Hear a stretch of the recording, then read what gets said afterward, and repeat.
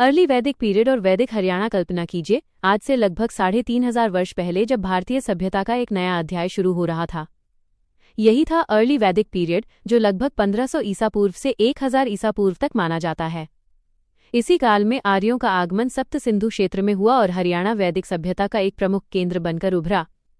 इस काल का सबसे महत्वपूर्ण स्रोत है ऋग्वेद, जिसे विश्व का सबसे प्राचीन धार्मिक ग्रंथ माना जाता है। वैदिक काल में हरियाणा सप्त सिंधु अर्थात 7 नदियों की भूमि का महत्वपूर्ण भाग था। सरस्वती और दृशद्वती नदियों के तट पर वैदिक संस्कृति का विकास हुआ। कुरुक्षेत्र, थानेसर और पिहोवा जैसे क्षेत्र वैदिक संस्कृति, यज्ञ परंपरा और वैदिक ज्ञान के प्रमुख केंद्र थे। इसी कारण हरियाणा को वैदिक सभ्यता की जन्मस्थली भी कहा जाता है। राजनीतिक व्यवस्था जनजातीय थी। छोटे छोटे जन अर्थात कबीलों का शासन होता था और उनके प्रमुख को राजन कहा जाता था। उस समय पूर्ण राजतंत्र नहीं था। शासन में सभा, समिति और विधत जैसी संस्थाओं की महत्वपूर्ण भूमिका थी। इन संस्थाओं के माध्यम से विचार विमर्श कर निर्णय लिए जाते थे, जो प्रारंभिक लोकतांत्रिक परंपराओं का संकेत देते हैं। सामाजिक जीवन पितृसत्तात्मक था और संयुक्त परिवार की परंपरा प्रचलित थी। महिलाओं को शिक्षा प्राप्त करने, धार्मिक अनुष्ठानों में भाग लेने और समाज में सम्मानजनक स्थान प्राप्त था। इसी काल में वर्ण व्यवस्था का प्रारंभ हुआ, जो जन्म पर नहीं बल्कि व्यवसाय पर आधारित थी। समाज में ब्राह्मण, क्षत्रिय, वैश्य और शूद्र 4 वर्णों का उल्लेख मिलता है।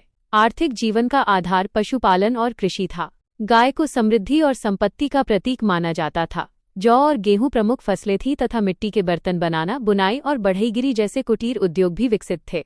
व्यापार मुख्यतः वस्तु विनिमय प्रणाली पर आधारित था। धार्मिक जीवन में प्रकृति पूजा का विशेष महत्व था। इंद्र, अग्नि, वरुण, सूर्य और सोम प्रमुख वैदिक देवता थे। यज्ञ धार्मिक जीवन का केंद्र थे। इस काल में मूर्ति पूजा और मंदिरों की परंपरा नहीं थी। शिक्षा की दृष्टि से ऋग्वेद की रचना इसी काल में हुई। ज्ञान का प्रसार श्रुति परंपरा द्वारा होता था। संस्कृत भाषा का विकास हुआ और गुरुकुल शिक्षा प्रणाली की शुरुआत हुई। पुरातात्विक दृष्टि से कुरुक्षेत्र का भगवानपुरा स्थल हड़प्पा से वैदिक संस्कृति के संक्रमण का महत्वपूर्ण प्रमाण देता है। हिसार का राखीगढ़ी भारत की प्राचीन सभ्यता की निरंतरता को दर्शाता है, जबकि पेंटेड ग्रेवेयर संस्कृति उत्तर वैदिक काल से जुड़ी मानी जाती है।